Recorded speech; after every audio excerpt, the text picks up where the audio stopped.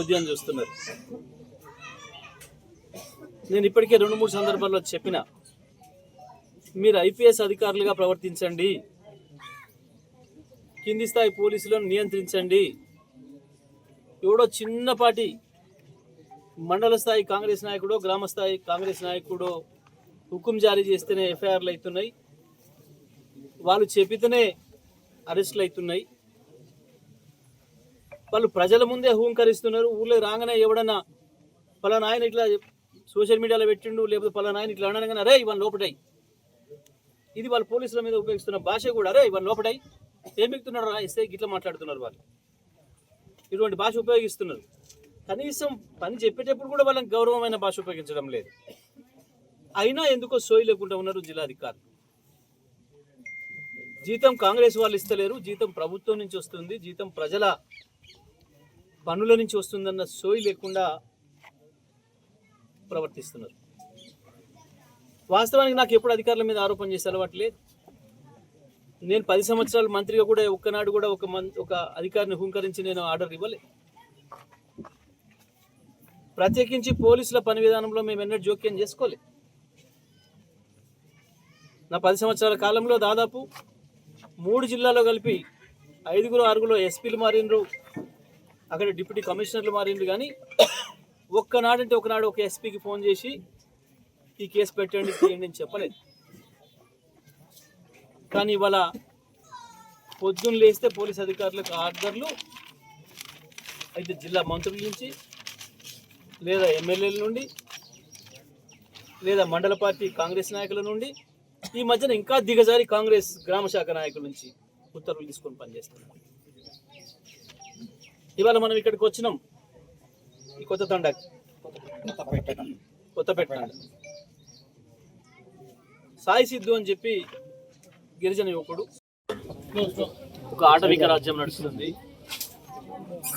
రాష్ట్ర ప్రభుత్వం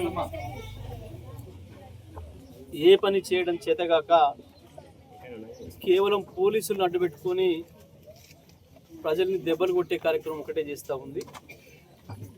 వీలైతే ఇల్లు కూలగొట్టడం, లేదా ప్రజల్ని కొట్టడం, కేసులు పెట్టి జైల్లోకి పంపడం అనేది మాత్రమే ఈ రాష్ట్రంలో నిత్యకృత్యంగా ఉంది. ఎమ్మెల్యేలు కావచ్చు, మంత్రులు కావచ్చు, ఎవరి సంపాదనలో ఎవరి కమిషన్లు దండుకోవడంలో వాళ్ళు బిజీగా ఉన్నారు. ముఖ్యమంత్రి ఏమో మూటలు కట్టుకొని పోయి ఢిల్లీలో సమర్పించుకొచ్చే పనిలో బిజీ ఉన్నాడు. ఆయన సంపాదించుకునే దాంట్లో 10-20%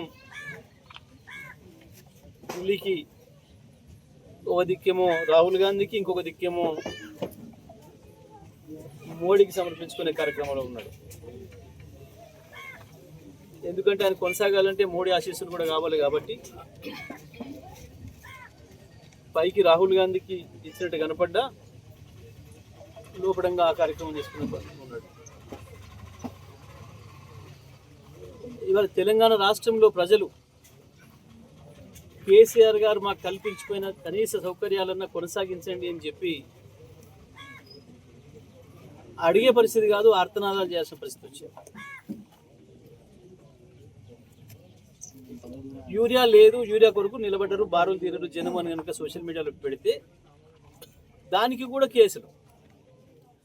ఒక దిక్కు హైకోర్టు చీవాట్లు వేస్తున్నా, సుప్రీంకోర్టు రూలింగ్ ఇచ్చినా సోయి లేకుండా ప్రవర్తిస్తున్నారు కొంతమంది పోలీసు అధికారులు. కాంగ్రెస్ నాయకుల కంటే అధ్వానంగా ప్రవర్తిస్తున్నారు. ప్రత్యేకించి సూర్యాపేట, నల్గొండ జిల్లాలో రాకుండా అరే 100 రూపాయల పెట్రోల్ అయినా పంపించారా, 100 రూపాయలు కూడా తీసుకోలేదా మీకు అని చెప్తే 100 రూపాయల పెట్రోల్ నేను పంపించలేదు సార్. బంకులో వచ్చేటప్పుడు కొట్టుకొని వచ్చేటప్పుడు మళ్ళీ లెమ్మడి రేంజర్గా తిట్టుకుంటే తెచ్చుకోవాలనిపించింది సార్. జాతి ప్రకారంగా తింటుంది సార్. లెమ్మడిగా పుట్టడం మా తప్ప సార్. నా భార్య కూడా బూతులు తిట్టింది సార్. ఆ కానిస్టేబుల్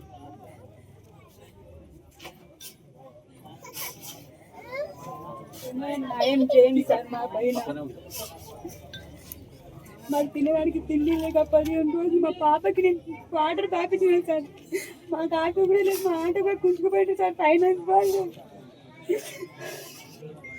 మా పరిస్థితి చాలా ఘోరంగా అయిపోయింది సార్. మా ఆయన నడవని కూడా రావట్లేదు సార్ ఇప్పుడు.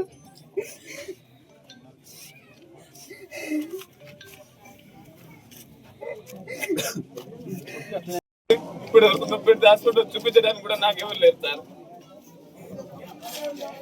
పాలు కోసం వీళ్ళు తాగించింది సార్. నా బిడ్డని చిన్న పాప పాలు లేకుంటే